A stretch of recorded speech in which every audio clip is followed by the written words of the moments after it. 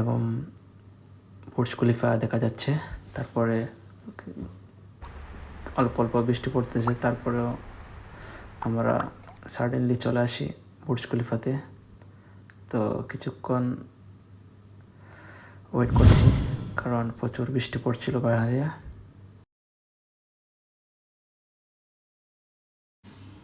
তো চলে আসলাম দুবাই মল।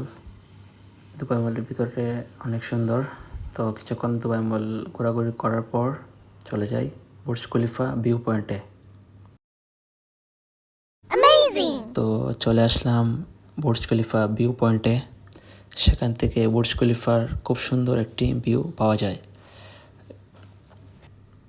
বুর্জ খলিফার ভিউটা দেখার মতো ছিল, খুবই অসাধারণ একটি দিন ছিল। বৃষ্টি হওয়াতে আমাদের জন্য খুব ভালো হয়েছে।